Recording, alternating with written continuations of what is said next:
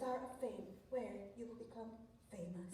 You will become your character, and you will be able to earn all those points up to 55.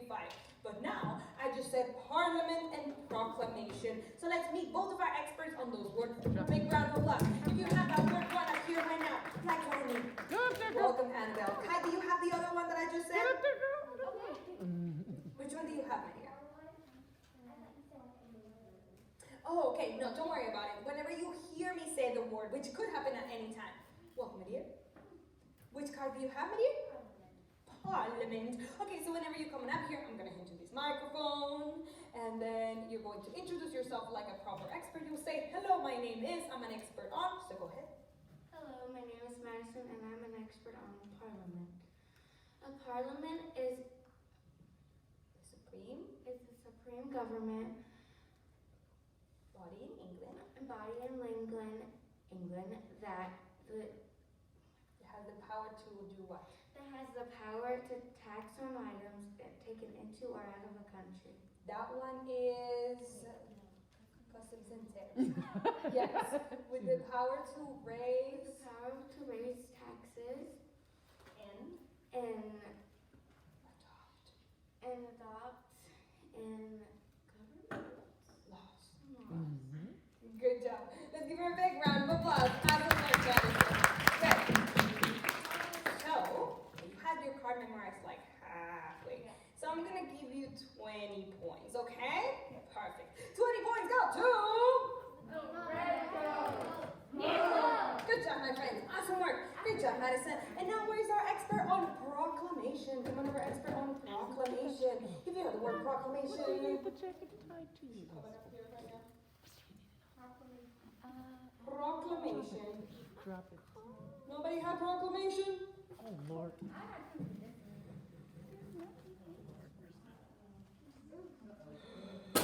Well, I will tell you. Parliament, yes, Parliament's basically like the government in England. And then this proclamation, it was a new law that told them, don't move west. What did it tell them? Don't move west. Yeah, they couldn't move west into that territory that was whose again? Or who was living there? It was, well, it used to belong to the French. Now it belonged to the colony, well, to Britain. But yes, it was the Native Americans who were living there. Yes, my dear. Wasn't it King George III that said they couldn't go west? Yes, but we're going to meet him in just a little while. That's right. Okay, perfect. Ms. Johnson, will you be able to figure out who had proclamation? Oh, yes. Camila, welcome. Let's give her a big round of applause, guys. Welcome, Camila. Don't forget to introduce yourself. Hello, my name is Camila. I'm an expert on proclamation. Do you? Do you need your card? If you need to read your card, guys, if you forget, don't worry. You can borrow one of my cards, and then it's no shame if you read it, honestly. Like, I don't care. It's fine. Do you want to read it?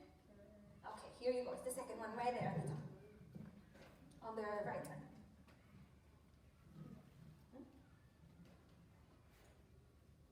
A proclamation is an official document or paper that declares or announces something so that other people will know. The Proclamation of 1763 stated that the colonists could no longer move west into Indian territory. Great job. Let's give Camila a big round of applause. Big one. And that would be a whole 15 points going to The White Story. Put some enthusiasm in that, children. And so, guys, this proclamation told them that they couldn't move west into Indian territory. But now let's take a look about what was actually happening and how the colonies were going to react. Because let's say that your parents stopped telling you what to do for 150 years, okay? And then they came back, and then they decided to tell you that now you have to go to bed at 7 p.m. and there's no cartoons and no candy. Would you listen to them? No. No, they've been gone for 150 years. That's right. Yeah. So, well, yes, but hypothetically. So, that's exactly what happened to the British. They were not going to listen to the king. They could choose to do that, or they could decide not to listen to the king and do whatever they wanted to and go and explore those lands.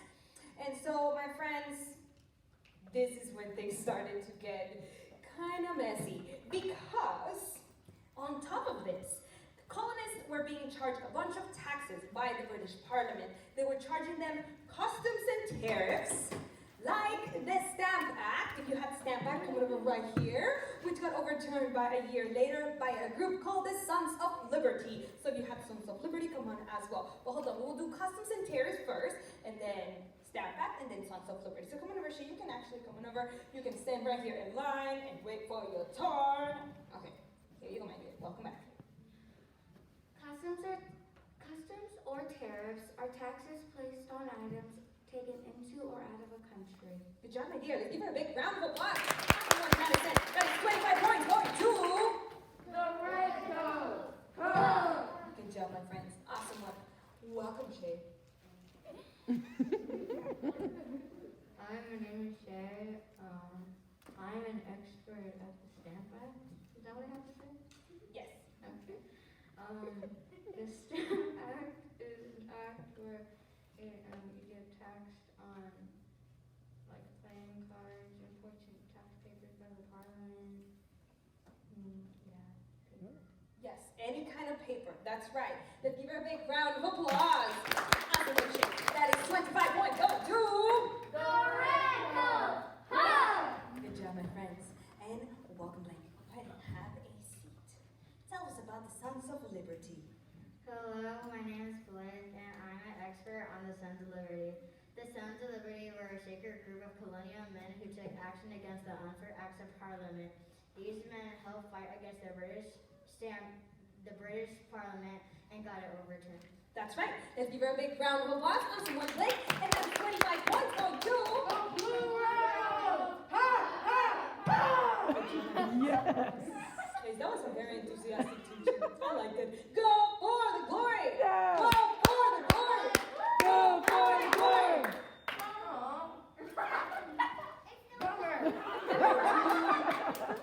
Still? Still a lollipop. Good job. Now, All right. you can take it back here and put it in front of your toes.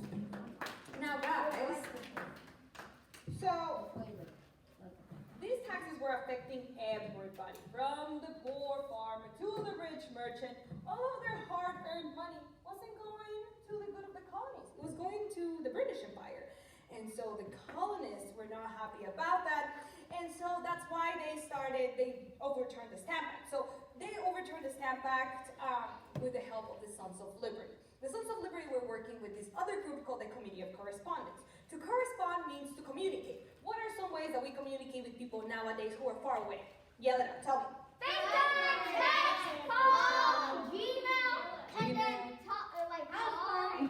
Yes, you can call them. You drove to the house. You can drive to their house, but they didn't even have cars back in the day. But what about sign language? Well, walk.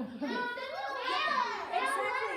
They had to send letters. They had to send letters via horseback, which took a long time and a lot of effort. But despite that, the colonies continued to communicate amongst themselves, and that was the first sign of a united America, and also the reason they were able to get the Stamp Act overturned. So the king was like, and in Parliament too, they were like, oh, okay, you see how it is. You overturn our Stamp Act? All right, cool. What we're gonna do now is we're gonna pass some laws. So like you cannot overturn any of our laws anymore. And we're gonna pass you the Declaratory Act. And then a year later, we're gonna give you the Townsend Act. So let's hear from our expert on the Declaratory Act. And then Townsend Act. Your declaratory. Yeah, so come on over right here, my dear. Let's give her a big round of applause, guys.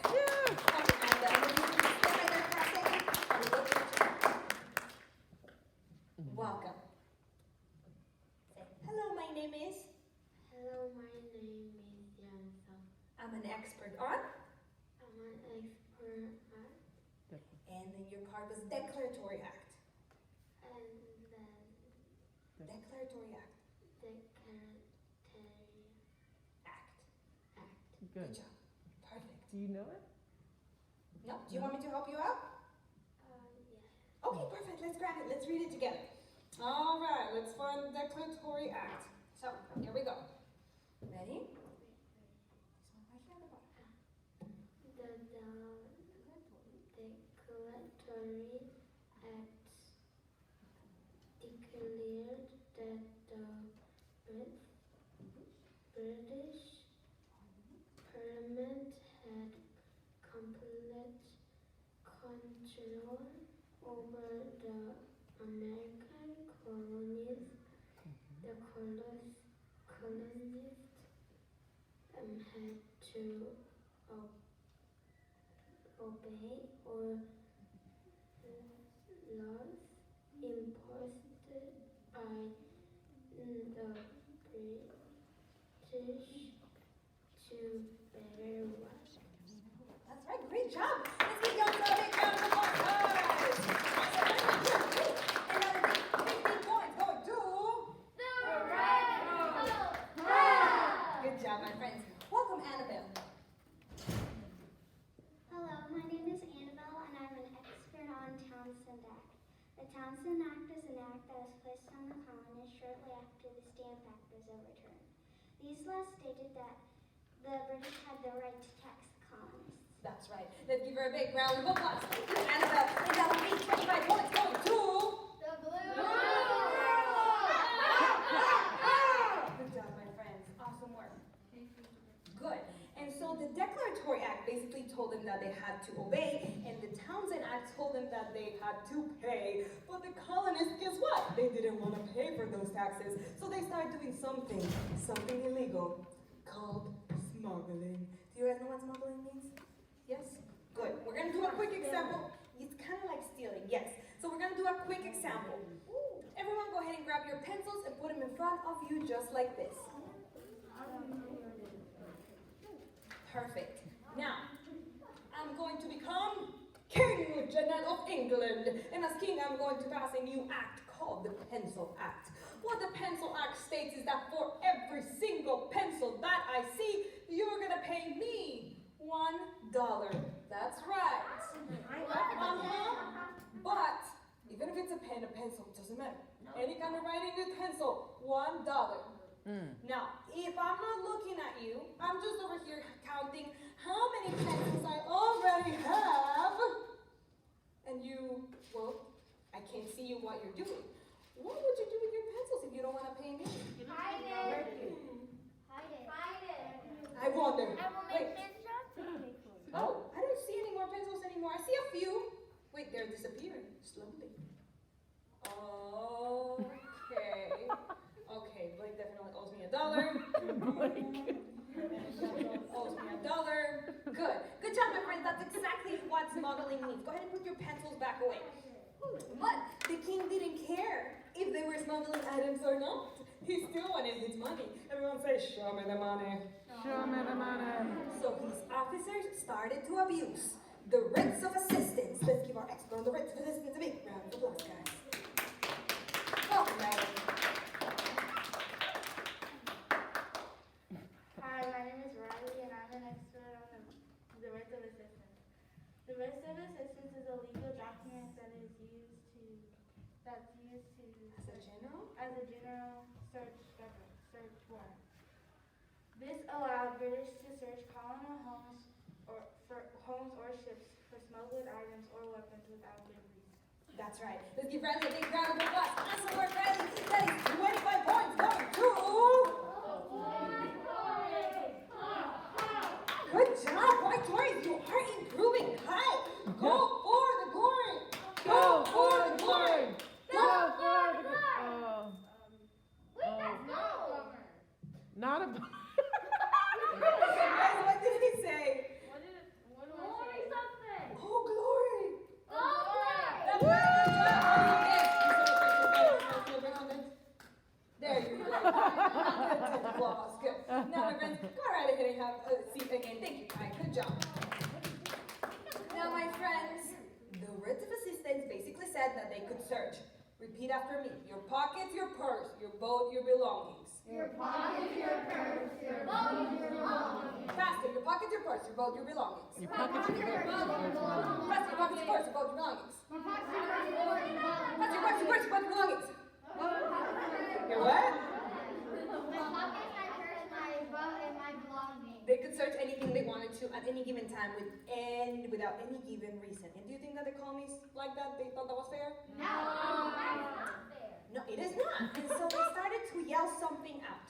They started to yell out, no taxation without representation. Do you guys know what that means? Yes.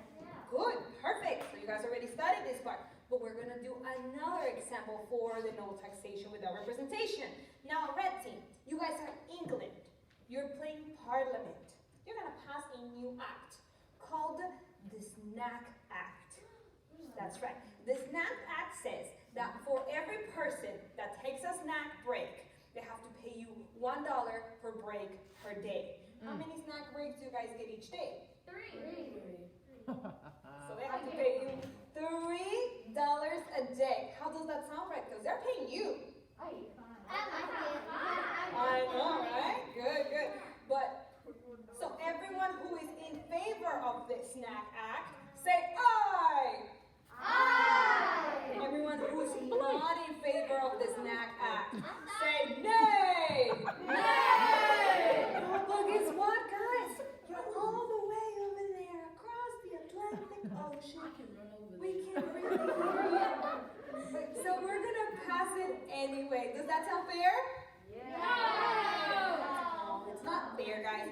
But the fair thing to do, because we are a very good parliament, we're a very fair government, and I'm a very good king, I'm going to allow some representatives to travel to England and retake that vote so that we know if we want to pay for those taxes or not. So, Kyle, go ahead, stand up.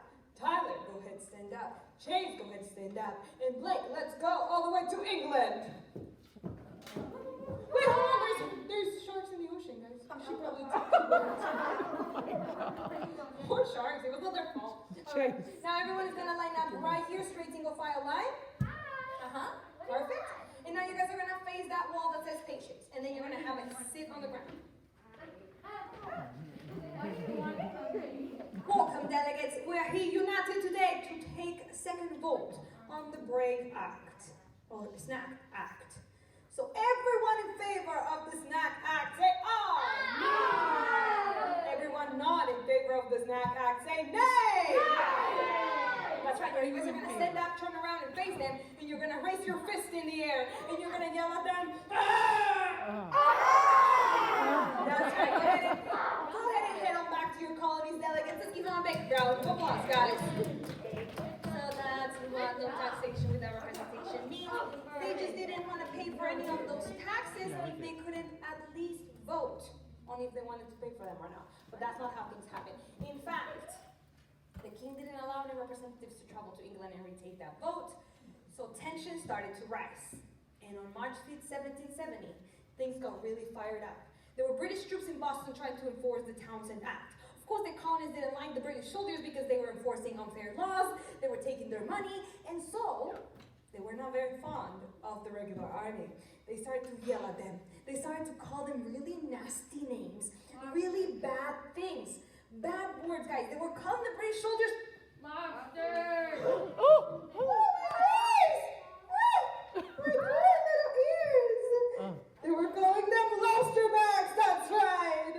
Oh, how could they? How could they? No, that sounds really, really silly for us today. Of course, if someone calls you a lobster bag, you're going to be like, lobster bag. But back in the day, lobsters were considered the cockroaches of the ocean. Yeah, they were not the fancy food that it is today. People will usually feed them to their dogs. Wow. Now you can see why the British soldiers were so offended by that. Is it respectful or disrespectful to make fun of any army's uniform like that? Disrespectful. Quite disrespectful. And so the British soldiers reacted. One of them was really offended and he hit one of the colonists with the back of his musket. Not good. The colonists then reacted by making something out of the snow on the ground. Guys, what do they make with snow? A snowball. And then there was a snowball fight. But it wasn't just any snowball fight. There were Rocks, I know you're talking broken shells, glass. Yes. They were throwing them at the colonists. They were really dangerous. Things escalated. They fired. And there were 5 colonists dead and another 6 were wounded. And so that event became known as the Boston Massacre. And yes, there was a man who lost his life on that day. His name was? Let's meet Christmas addicts. Big round of applause, guys. Welcome, Christmas. If you have a prop with you tonight, okay? There it is. You may need that. Here you go. Okay. Now, Now, this is what we're gonna do, Crispus. You'll stand right there, and then you'll make sure that you face the audience, and you don't have to introduce yourself. For this one, you would just start with, hello, my name is Crispus Alex, blah, blah, blah. But, before you start, let's tell you about your points, okay? So, for doing your card, if you read it, you get 25 points. If you have it memorized, you get 35 points. Does that sound fair? Yes. Wow. Perfect. Now, if you're wearing your costume, which all of you are, you're gonna get an additional 5 points for a total of 40. Now, if you have a prop with you today, you will get another 5 points for a total of 45 points. Whoa. That's right. But there is more. Did you guys look at the performance instructions at the bottom of your cards? Yes. So those performance instructions will be worth another 5 points for a total of 50 points. But there is even more. You want to be extra today? You totally can, and it's gonna get you extra points. So if you decide to give us some great acting, maybe you want to walk around and really impersonate your character, maybe you want to give us some sort of accent, or maybe you want to speak in the voice that you think your character maybe had, anything like that, I'm gonna give you another 5 points for a total of 55. Whatever you do is up to you. Just remember, the more things you do, the more points you earn for your teams. All right? All right. Now, I need to talk to Crispus really, really quick, so everyone go ahead and cover your ears.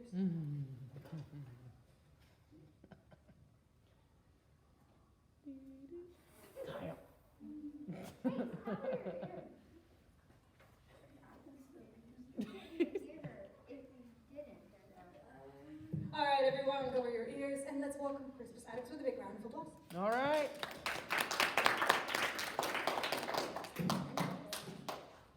You need your card? Oh, yeah, of course. Yes, my friends, if you ever need your cards, just let me know. Here we go. Hello, my name is Crispus Attucks. I'm African American who was the first one Haitians killed in the early 500s. I was a boss. I was a trainman on the road maker on Dawson, Boston. On March 5th, 77, the British soldiers were mistreating colonists against them. When somebody yelled fire, I was shot by the British and that came known as the Boston Massacre. After my dad, the Patriots remembered each one another, about my brave sacrifice. Good job. Awesome. Let's give them a big round of applause.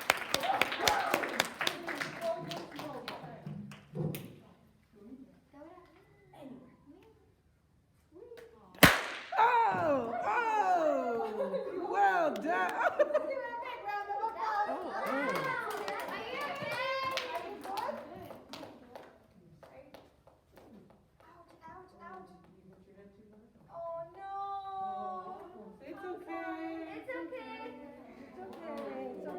Get you some ice. Feel good? He did really good. That's great acting. I think he deserves the 5 extra points, right? Definitely. Okay, hopefully you feel better. Sorry, Alex, I hope you feel better.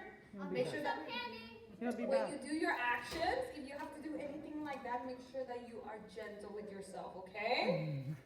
Now, my friends, so let's count off his points. He read his card, so he gets 25 points, but he did have a costume, so that's 30, plus a prop, that's 35, plus his action, that was 40, plus that was pretty good acting. We're gonna give him 45 points, going to... Good job, my friends. And actually, Janso, that was a really good teacher. Janso, go for the glory! Go for the glory! Go for the glory! Okay, check the bottom of it. Let me see. Oh, no. Oh, bummer. It's still That's right. Janso, go ahead and take it over there. Good. Now, my friends, things stayed pretty calm for about 2 years after the Boston Massacre, but then after 2 years, something happened. The Gatsby affair. That's right.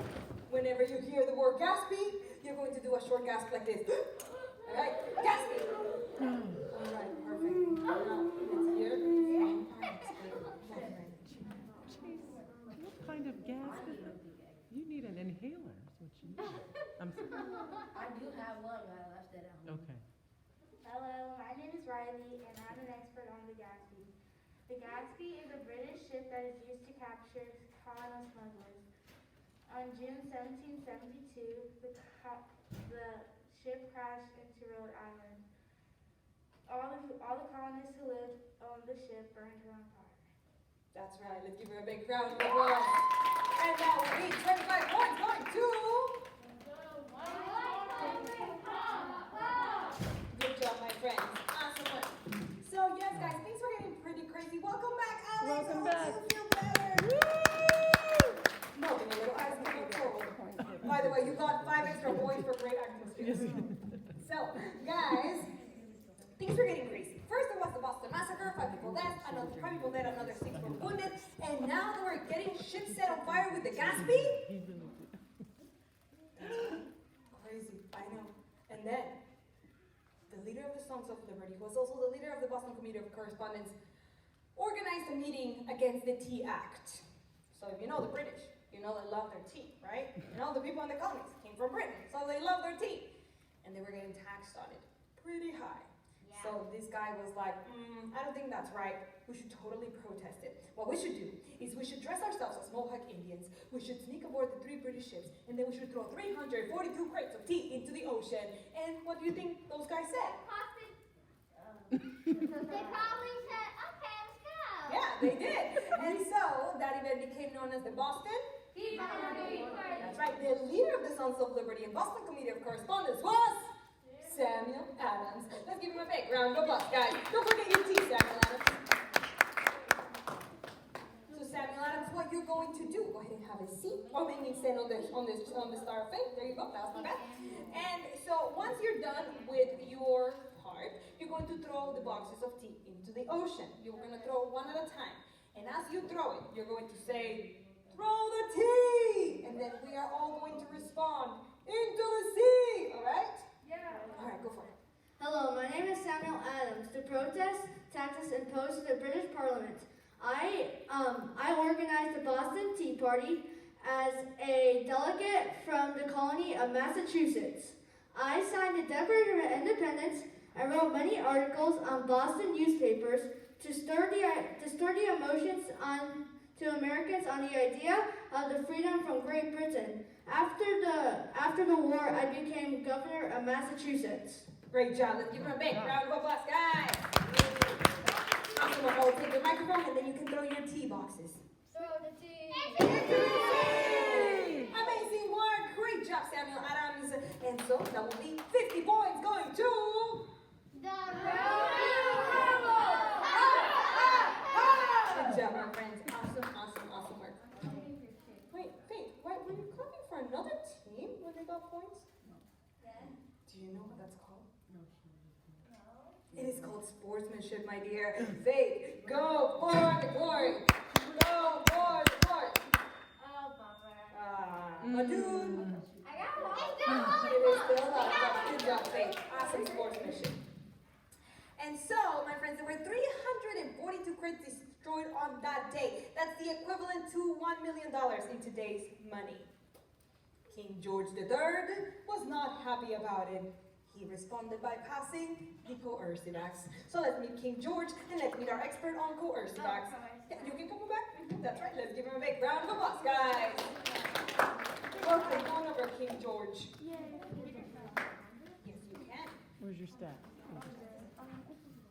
Go get it.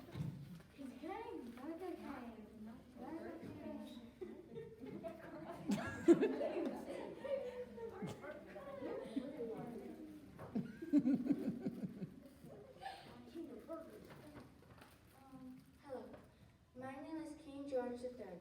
I feel that the colonies that England has set up are under my control. The Americans dare demand certain freedoms, and I will not hear it. My advisors will pass laws in Parliament to tax the colonies, and if the rebels cause any more problems, I will send soldiers to America to stop the revolution. That's right. Let's give her a big round of applause. Awesome work. Good job, Madison. And that would be a whole 50 points going to... The Rebel. Good job, my friends. Welcome, expert. Hello. Hi, I'm Faith, and I'm an expert on the Coercive Acts. The Coercive Acts were used by the British to try and restore order in Massachusetts after the Boston Tea Party. The colonists nicknamed them the Intolerable Act. Good job. Let's give Faith a big round of applause, guys. Awesome work, Faith. And that will be a whole 15 points going to... Good job, my friends. Awesome work.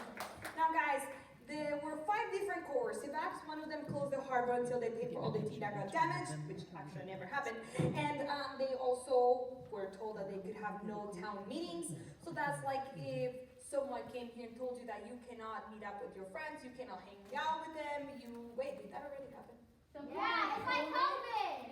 But a whole different thing. But it was a whole different thing because nobody was trying to run away from a pandemic.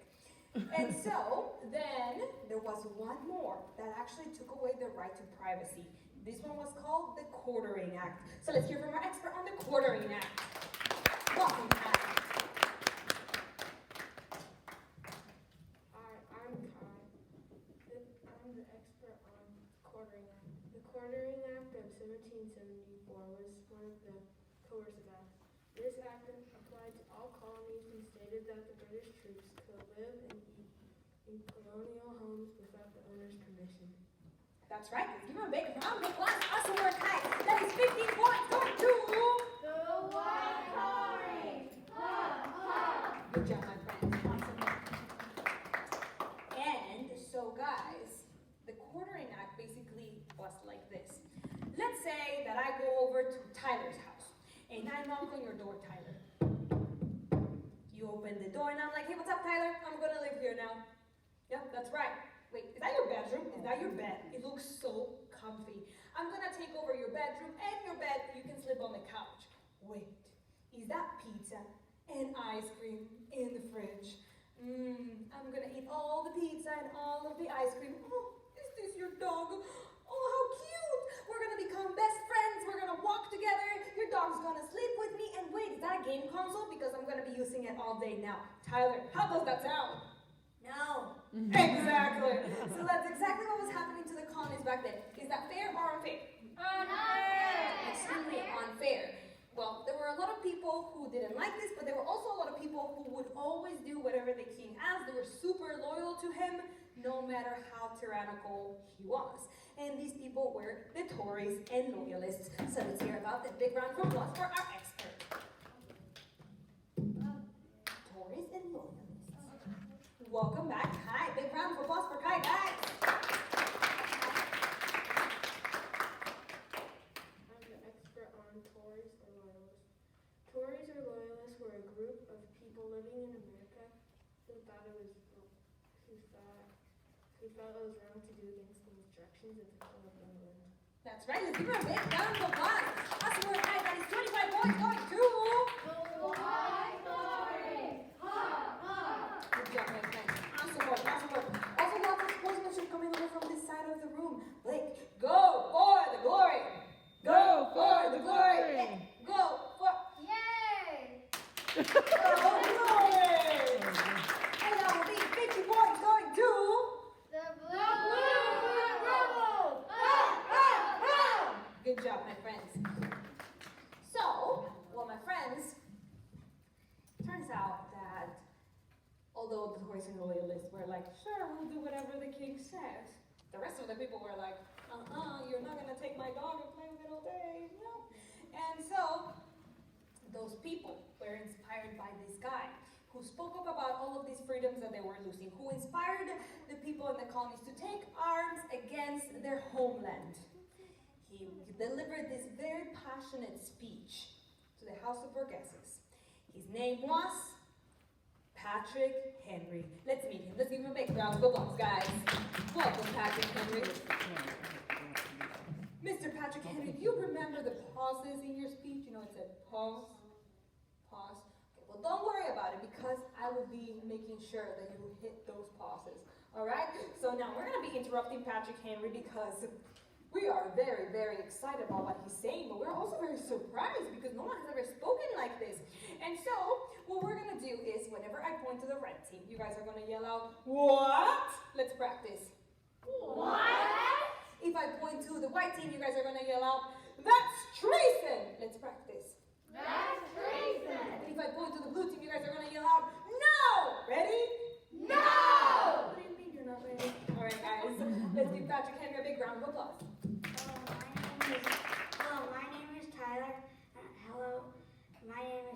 Henry. If we wish to be free, we must fight. No! I repeat, sir, we must fight to be free. What? I repeal to arms the God, the host is all that is left to us. That's treason! This be treason. If this is treason, make the most of it. That's treason! Shall we? Shall we resort and retreaty and humble supplication? No! Is this life no so beer Be so sweet or so sweet and as to be purchased be purchased and at the price of chains and slavery. and chains and liberty and No!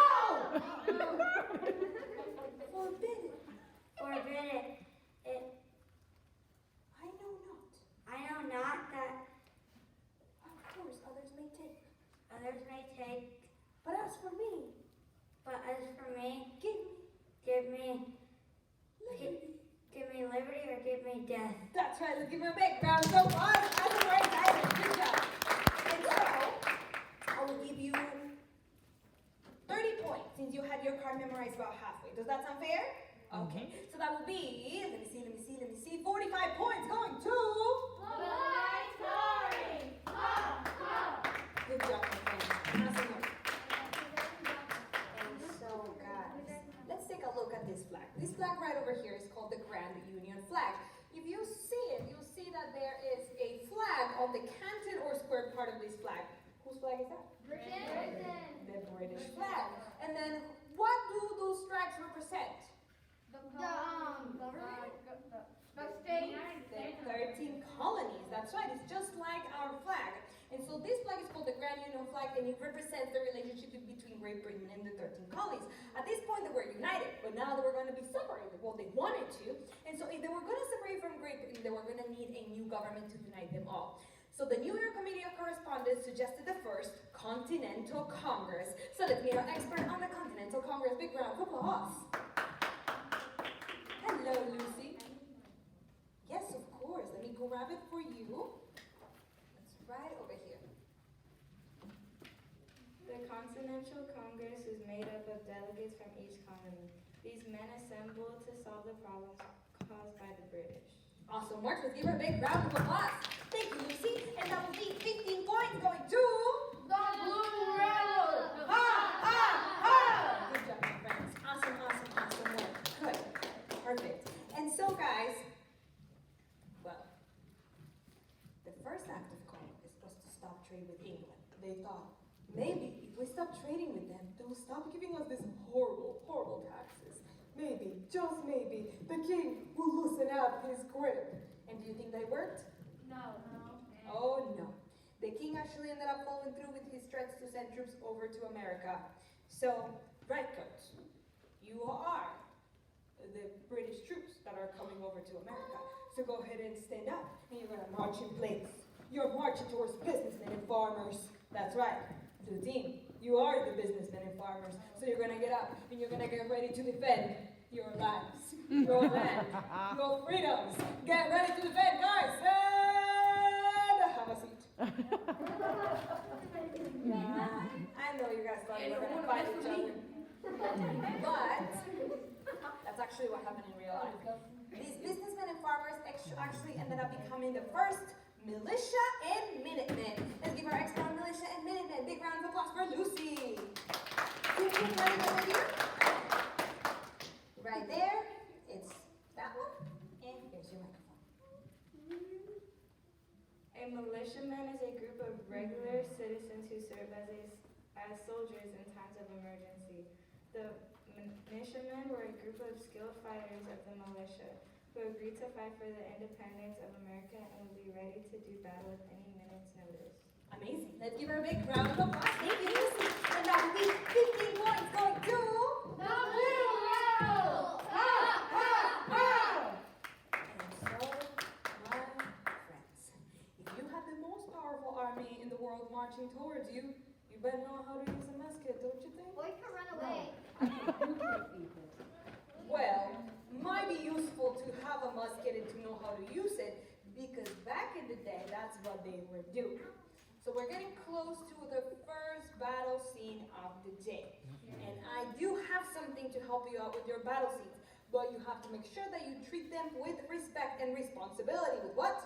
Respect and responsibility. That's right. Now, Lucy, you were my expert on militia and Minutemen, so I'm gonna need your assistance for 1 second. Coming up here, really quick. Right in this bag, I have 10 wooden musket replicas. Oh, wow. So here you go. Grab one right here, and then coming over here with me. And so, you guys will be using these during your battle scenes, but make sure that you use them with respect and... That's right. So that means you're not going to point them to anyone before or after the battle scenes. Only during the battle scenes. Make sure that you know how to reload your muskets properly, because I'm going to be looking at that during your battle scenes. So we're going to practice that right now. Lucy, you and I are going to go ahead and take it into the ground, and we're going to put the musket right in front of you just like that. Beautiful. Now everyone else, you're going to pretend that you have a musket. If you have a toy musket or something like that, you can also do that. You can practice with your swords. Same thing. Just go ahead and put it in front of you just like that. Everyone else just come out of your chairs and pretend that you have one. Okay. Beautiful. Now, so this is a musket. Now, my friends, across your body, there's a strap with a pouch at the end. It's kind of like a little purse, and you're going to open it up. Oh, and there you will find all your ammunition. That's right, gunpowder. So you're going to rip off the top of a UT, and you're going to spit it out.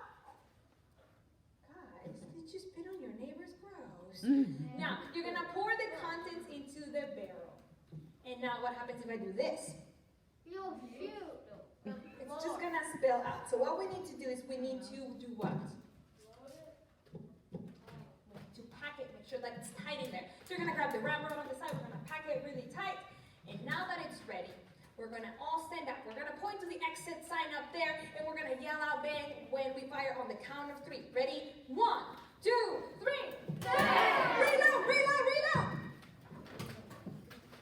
Ready? 1, 2, 3. Good job, my friends. Go ahead and have a seat.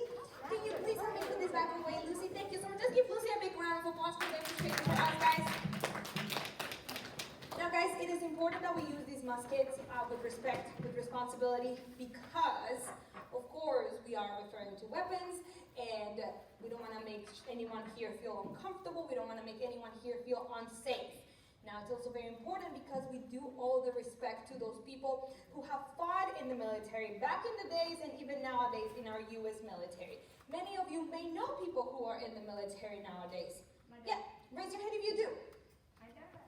There you go. Awesome. Thanks to your dad for his service. You know a lot of people. Make sure that you always thank them for their service and make sure that you show them lots of respect as well. Always one of those ways can be today by making appropriate use of your muskets.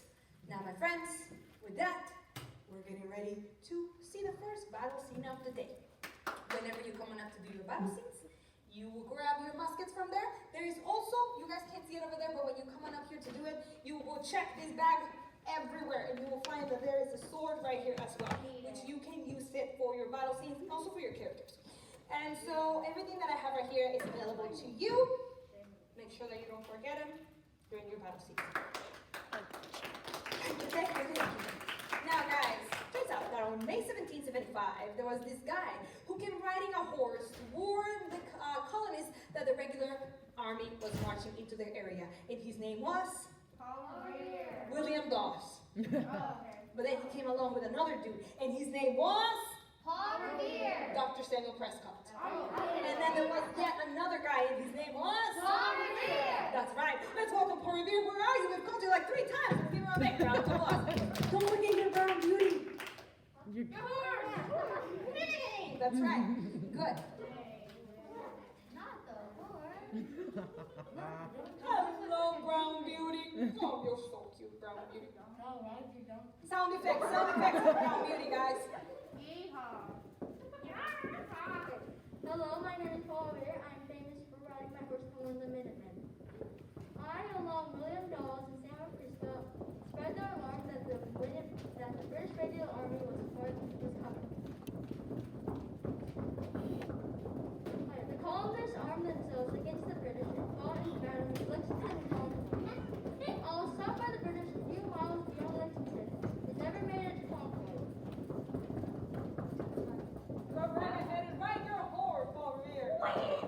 The regulars are out. The regulars are out.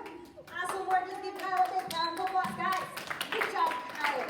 From Salva, 50 points going to...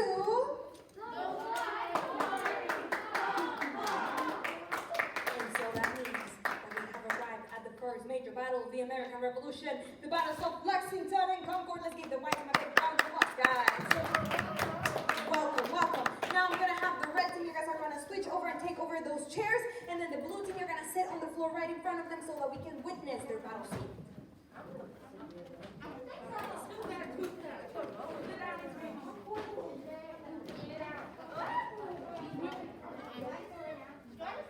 Sure. Depends on how you practiced it. Just whatever you guys practice. Of course, if you're helping them out, then you can come out. You have to move the stick. Move the stick.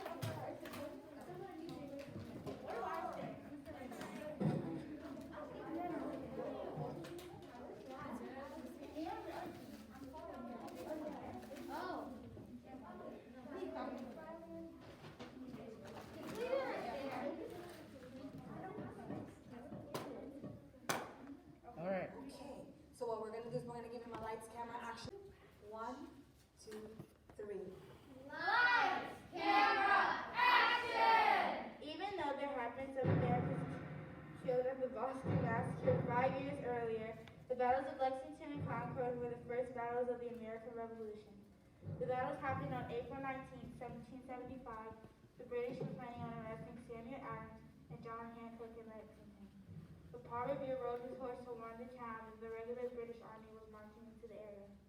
The regulars are out! The regulars are out! The regulars are out! The Americans stood in a flat field to defend themselves.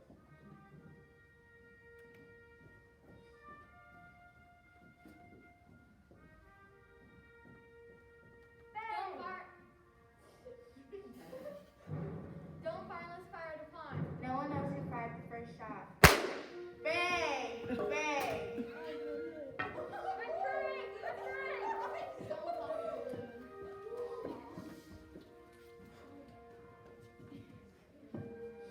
Hooray! Hooray! 8 Americans were killed and 10 others were wounded. Cut!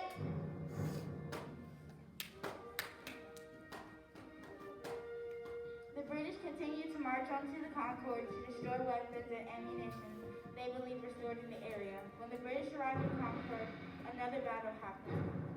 Bang! Bang! The Americans were defeating the British regulars. The British had to retreat about 16 miles back to Charlestown.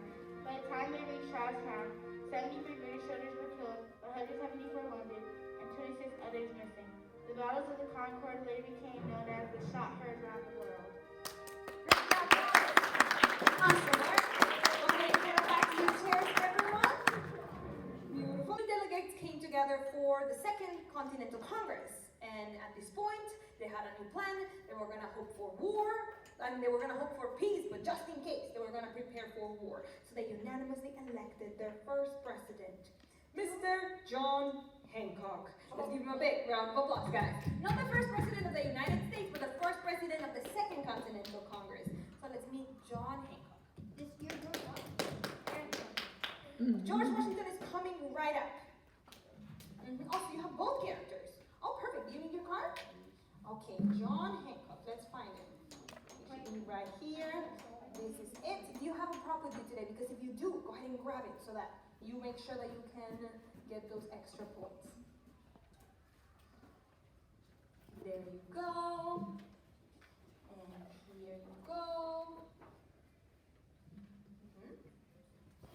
Hello, my name is John Hancock.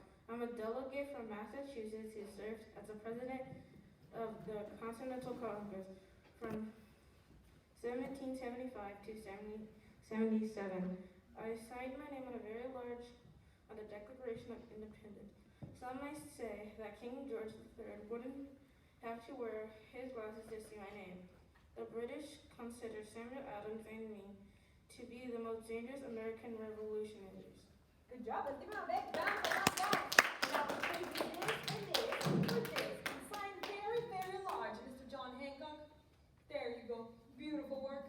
now the king will have to wear his glasses. And that will be a whole 40 points going to...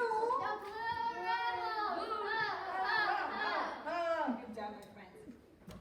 So, they decided at Congress that they were actually going to need an actual army. They had the militia and the Minutemen, but now they were going to need like a real army to fight the British. And so they decided that the Massachusetts militia should become the first continental army, and that army was going to need a general. So they elected Mr. George Washington as their commander-in-chief.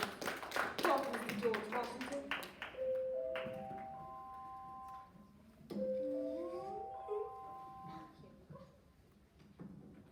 Hello, my name is George Washington. I am known for many things. Hello, my name is George Washington. I am known for many things. Farmer, surveyor, and commander-in-chief of the Continental Army.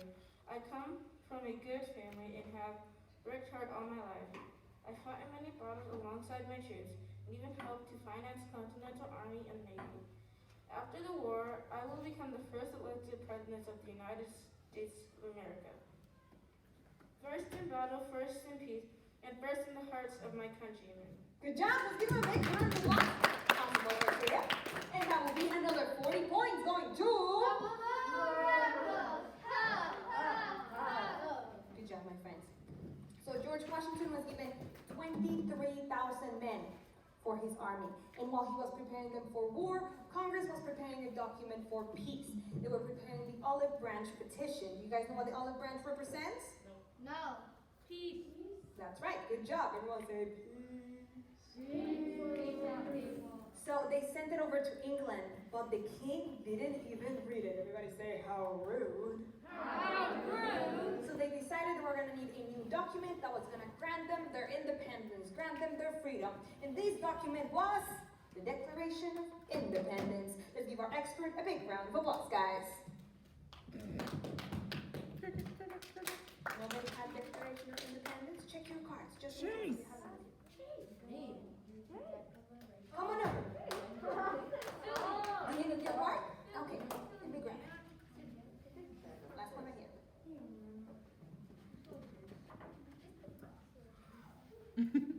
The Declaration of Independence is a document that was written by the delegates of the Second Continental Congress. This explained to the British why they wanted to be a free and independent country. Thank you, Chief. Just give a big round of applause. Good job. That would be a whole 15 points going to... Good job, my friends. And so, let's meet some of the writers for the Declaration of Independence. Let's meet Thomas Jefferson, the main writer. Big round of applause for Thomas Jefferson. Don't forget your props if you have any props for your character. We need also Benjamin Franklin. Benjamin Franklin, I'm gonna have right here. And then John Adams, the second president of the United States. Give him a big round of applause, guys. And don't forget props. If you have props, bring them up. You can grab it. If you have one, go for it.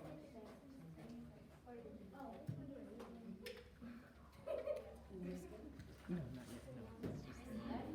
No, it's just Beautiful. Here we go.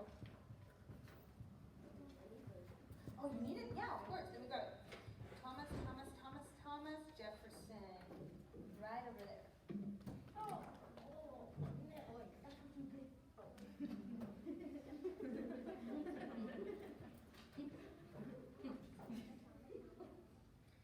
Hello, my name is Thomas Jefferson. I'm the main writer of the Declaration of Independence, as well as our third president.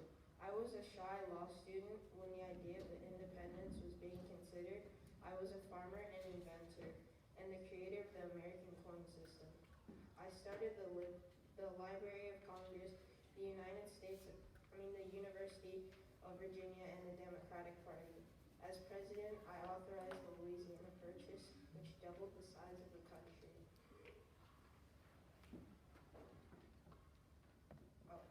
Let's move west. Incredible. Let's give him a big round of applause. Awesome work, Harrison. And that will be, go ahead and pass it to Benjamin Franklin. That will be 35 points going to... The Red Cross! Ha! Good Good job, Nathan. Hello, my name is Benjamin Franklin, and I'm one of the most famous Americans during the Revolution. I'm an inventor, patriot, ambassador, and even the Postmaster General. The lightning rod is one of my most important inventions. I'm also the oldest signer of the Declaration of Independence. I go to France many times to ask for assistance of French troops, ships, and money to help defeat the British. Good job. Let's give him a big round of applause, guys. Careful, Mr. Benjamin, back and heading back to your chair. Remember, you're very old. Walk slowly over there. Watch your hips. Someone help him, guys. Someone help him. Good job. And that will be a whole 50 points going to...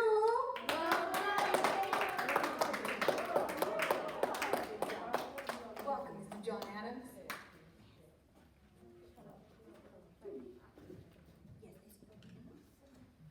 Hello, my name is John Adams. I played a leading role in the adoption of the Declaration of Independence.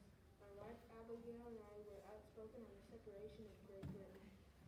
I was the first vice president of our new country and was elected the second president of the United States in 1797.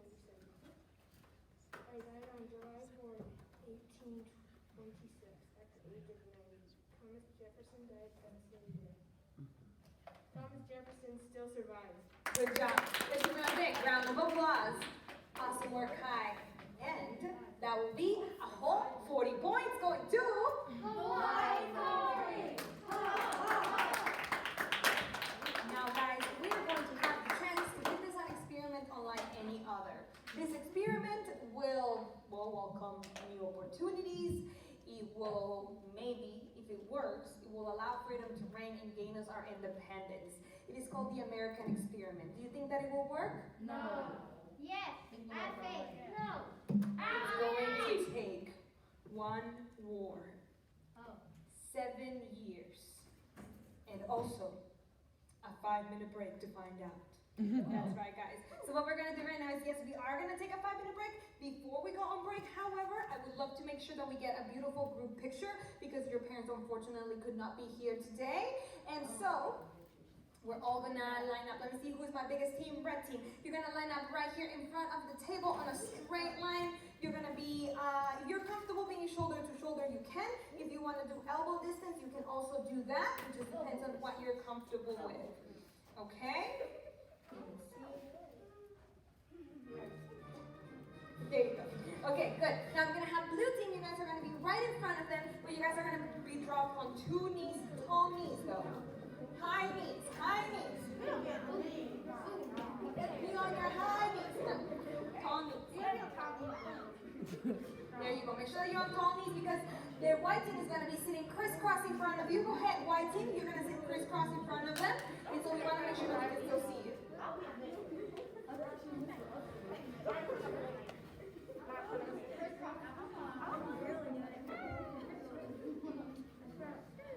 All right, my friends. So, guys, scooch over just a little bit closer so that we are a little bit centered right there. Good, good, good. Now, everyone, what you're going to do is, first of all, we're going to do a smile. I know we can't see your smile, but we're going to smile with your eyes, okay? So, everyone go ahead and smile and say, cheese pizza. Cheese pizza. There we go. Cheese pizza. Cheese pizza. Now we're gonna throw our fists in the air and we're gonna yell out revolution! Revolution. Good job, friends. Now everyone crisscross their eyes. Some of the people who paid a high price for the Declaration of Independence. It wasn't just the people who signed the Declaration of Independence, but regular American citizens too. So let's meet a woman who paid with her own prized possessions and a man who paid with his own life. Let's meet Mary Draper and Nathan Hale. Give them both a big round of applause, guys. Welcome, Mary Draper. Nathan Hale. Nathan Hale. Oh. Teacher, are you the teacher? Don't forget your props. I'm supposed to be smart, teacher. The other Here so that we don't have any more.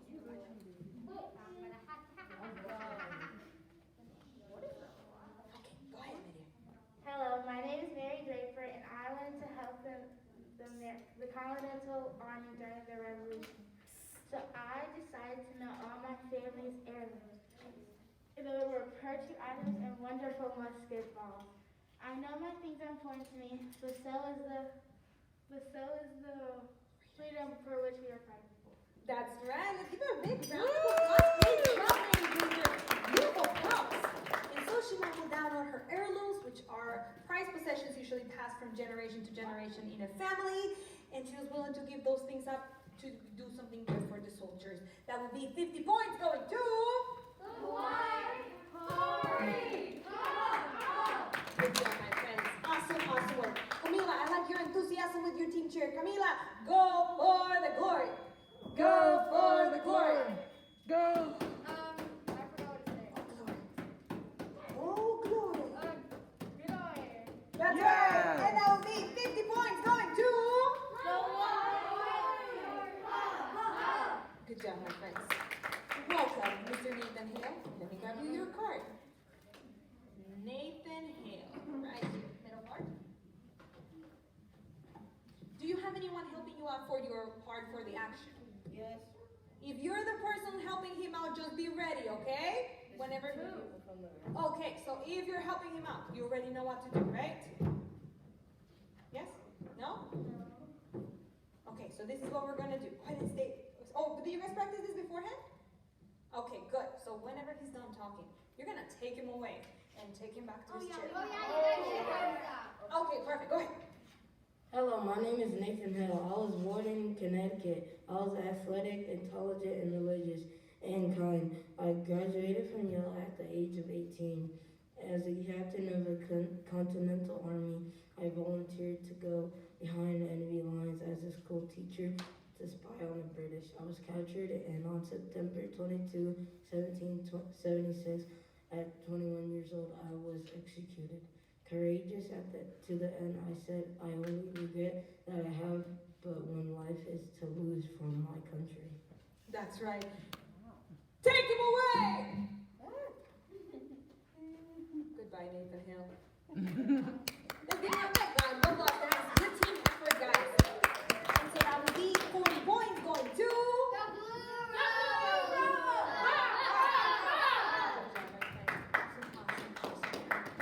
Good.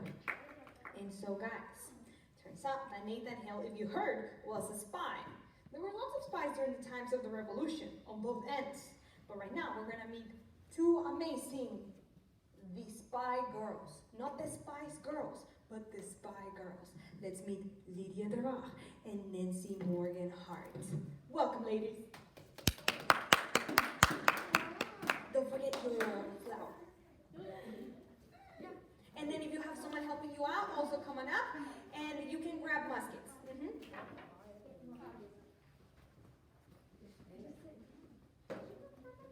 Perfect. We're gonna start with Miss Lydia Dara, and then you guys can come on over right here on this side. In the meantime, while you wait. Hello, my name is Lydia Rahag, and British troops are having a meeting in my home when I overheard their plans of attack for the next day in White Marsh, Pennsylvania.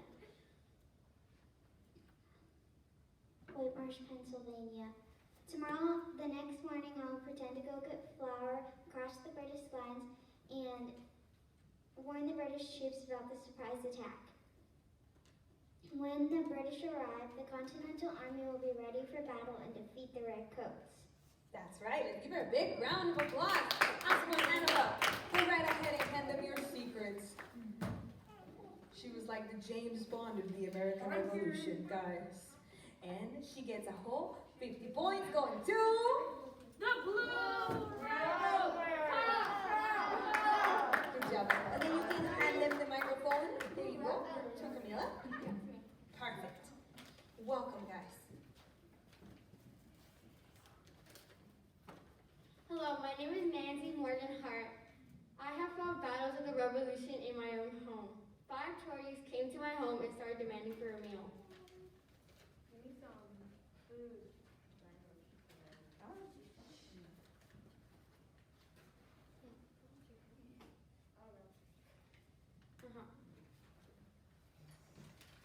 I tricked them by giving them a drink. When they discovered my plan, I grabbed their muskets and held them at gunpoint.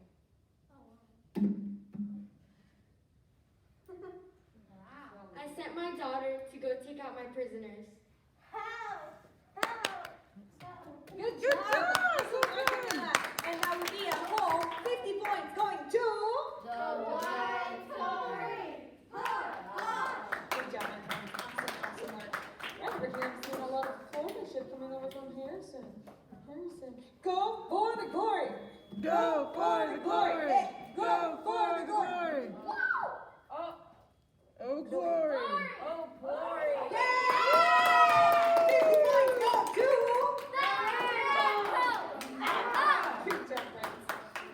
And so, guys, yeah. Turns out that a lot of people were making lots of sacrifices during these times of the revolution, and one person to make great sacrifices was Mr. George Washington. Well, if you remember, he was given 23,000 men for his army, and, well, he was successful getting rid of the British out of Boston, but they reacted by attacking New York. After some time, they had lost nearly 3,000 men in Washington's army.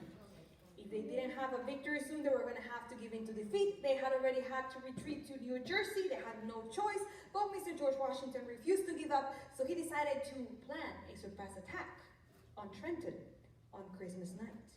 And that was the Battle of Trenton, followed by the cold winter of Valley Forge. Let's give the blue team a big round of applause, guys. The American Revolutionary War had been going more than 6 years. The British were tired of fighting the Americans as well as other people around the world. Their army and navy were split up and fighting in many places.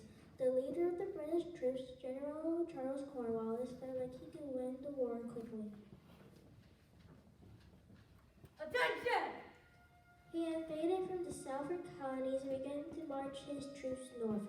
At the same time, the French navy attacked the British ships and defeated them. Forward! The Americans, as long as General Ramshaw and the French troops attacked Cornwallis and his men in Yorktown, Virginia. Attack! Bang! After days of fighting, they surrounded the British and forced them to surrender.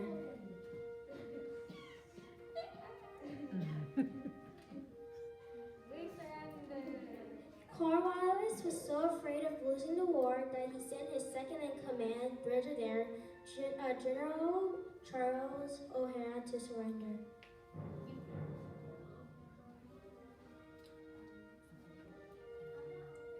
General O'Hara tried to give the sword to General Ramshaw, who refused to accept it. No, I will not take this sword. General Washington also refused to take it. Washington had Brigadier General Benjamin Lincoln, his second-in-command, accept the sword.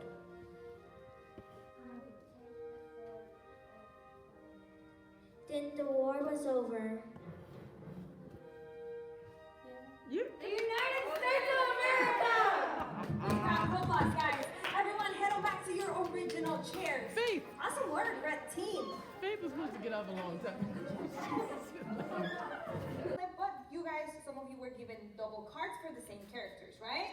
Yeah. So, if you were John Hancock, coming up here. Thomas Jefferson, coming up here. You don't need props for this part.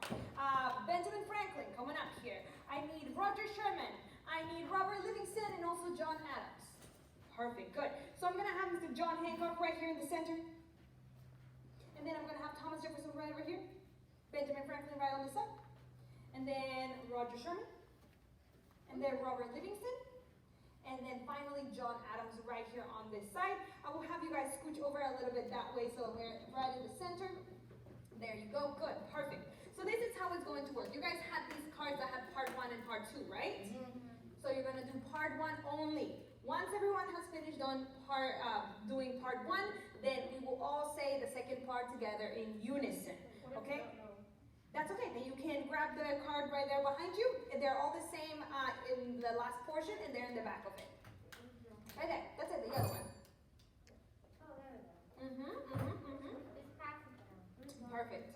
Now guys, I'm gonna have Mr. John Hancock, I'm gonna give you this microphone, Mr. John Hancock. and rotate it. Just make sure that you share if so more than one person needs it. Okay.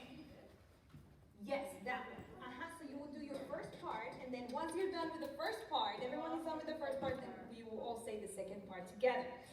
Now, Mr. John Hancock, you are the president of the Second Continental Congress. Because of that, you have a very important responsibility. You have to make sure that you keep order in this room. So, throughout this whole thing, all of us are the delegates for the Second Continental Congress. We're here to discuss the Declaration of Independence. We're very excited about this idea of freedom. So we're going to be shouting some things out. You guys are going to follow my lead, okay? So each time that one of the characters finishes their portion, we're going to be shouting things out. We're going to practice that right now because once you hear us shouting things out, Mr. John Hancock, you have to make sure that you get order. So, for example, you're going to practice your part right now. You're going to say blah, blah, blah instead of actually saying your part. Once you're done, we're going to shout some things out. You guys can follow my lead. And then, Mr. John Hancock, when you hear us shouting things out, you're going to yell out, order, order! And then everyone will stop shouting things out. All right? Then, you will pass your microphone over to Mr. Thomas Jefferson. Mr. Thomas Jefferson will also practice his part, blah, blah, blah. We will shout something out whenever you hear us. Whenever any of you hear any shouting, you have to hand the microphone back to Mr. Hancock so that he can get order because he's the president of the Second Continental Congress, all right? He needs to get order. And so, we're going to practice that right now. Go from blah, blah, blah. Bleep, bleep, blah, bleep, bleep, blah, blah. Bananas, bananas, Bananas, bananas! Undoubtable order.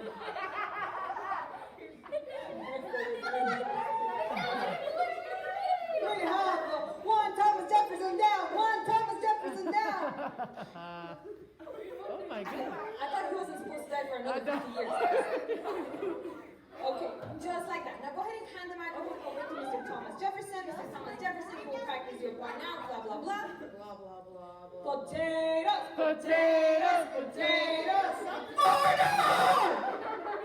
And just like that for everyone. So we're going to go in the following order. Listen up. I think that's way too loud. It's pretty loud. So make sure that you cover your ears. It's funny but painful. Yes. So we're going to go in this order. Mr. John Hancock, number 1. Mr. Thomas Jefferson, number 2. Mr. Benjamin Franklin, number 3. Mr. Roger Sherman, number 4. Mr. Robert Livingston, number 5. And finally, Mr. John Adams, number 6. And we will close out with you, and then we'll do the second part, okay? Now, guys, remember, what we're doing here today is illegal. It is considered treason. We're discussing this idea of independence, so we have to hide ourselves in this room. We are wearing heavy coats. It is July in the East Coast, mind you. We're sweating, but we still have to wear our powder wigs because we're considered formal gentlemen, and also tricorn hats. Well, this idea of independence is very important to us because if it works, we'll be able to reign on our own. So go right ahead and get started, Mr. John Hancock. Do we hide? Wait, what? Do we hide? No, just... Gentlemen, as President of the Second Continental Congress, I say we need to let King George III of England know how we feel. We have discussed many things that the King has done to upset us, such as the Quartering Act, the Proclamation of 1763, and the taxation without representation. I have asked Thomas Jefferson to head a committee to write the document explaining that we want to be free and independent country. Independent! Independent! Independent! Independent! Thank you. Wasn't as loud.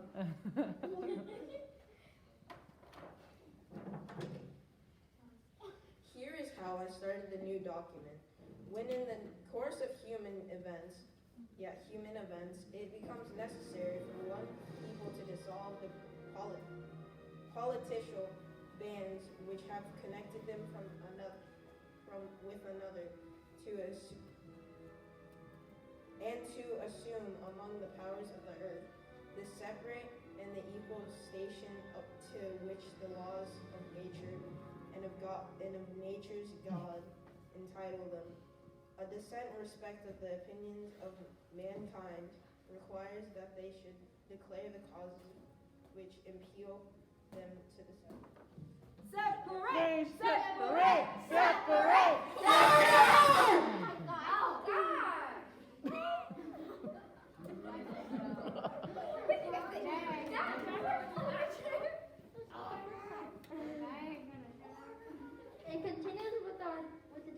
up our rights as free men, we hold these truths to be self-evident, that all men are created equal and endowed by the Creator with unalienable rights, that among these are life, liberty, and the pursuit of happiness. We want rights! We want rights! We want rights!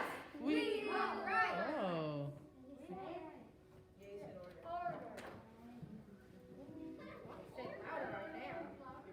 That to secure these rights, government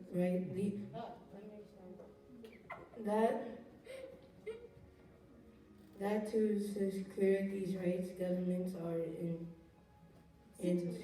instituted among men, deriving their just powers from the content of the governed. That whenever any form of government becomes destructive of these ends, it is the right of the people to alter or to abolish it and institute new government. New government! New government! New government! New government! Order!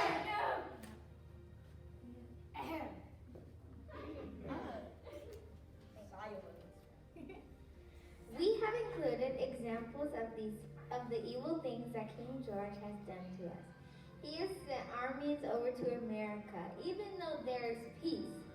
He has taken our laws away from us and our rights to live the way we want. He has refused to let other people from other lands come to America and has sent his own new officials to watch over us. He has told the Indians to riot, attack, and kill Americans. He even protects his soldiers when they are guilty of crimes such as murder. Guilty! Guilty! Guilty! Guilty! Guilty! Guilty! Guilty!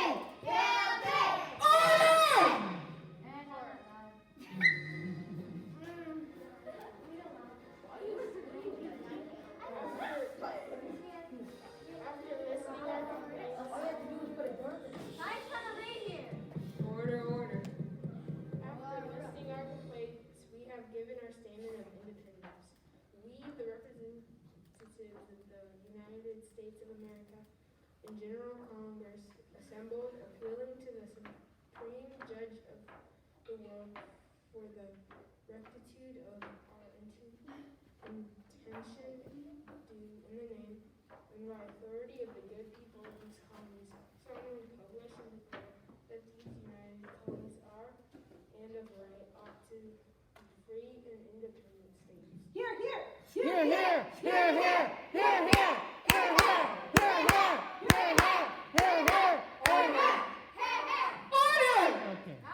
And now we're going to do the second part all together in unison.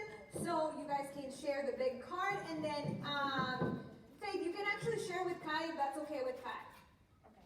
On the count of 3, everyone together. Ready? 1, 2, 3. And in support of this declaration, with firm reliance on the practice of divine providence, we mutually pledge to each other our lives, our fortunes, and honor. Good job, my friends. Let's give them a big round of applause, guys. These men are willing to give up their lives, their fortunes, and most importantly, their sacred honor for one thing. On the count of 3, everybody raise your fist in the air and yell out freedom. 1, 2, 3. Freedom! Amazing. I will take that back. Give them a big round of applause. You guys can head back to your colleagues. I say I will take that back. Thank you, my dear. And so that will be 50 points per person, a total of 100 points per team. So 100 points go to everyone. Do your 2 cheers.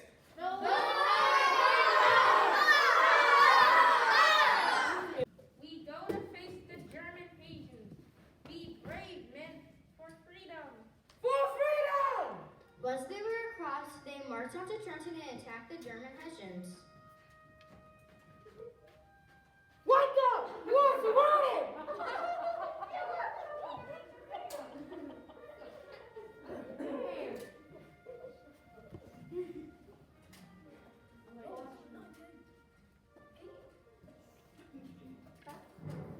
The American army captured over 900 enemy soldiers. The Battle of Trenton was one of the first major American victories. Cut.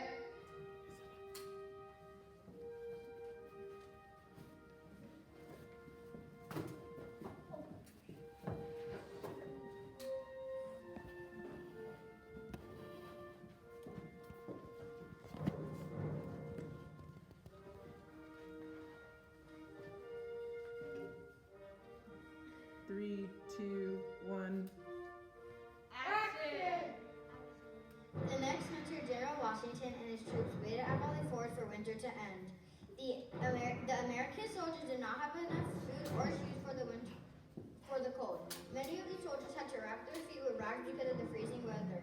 General Washington had to do many things to keep his troops inspired to fight. These are the times that test mental. Be brave, men. Valley Forge was not a battle, but it was a very important part of the revolution. Because of the courage and leadership of General Washington, the troops made it through this difficult winter.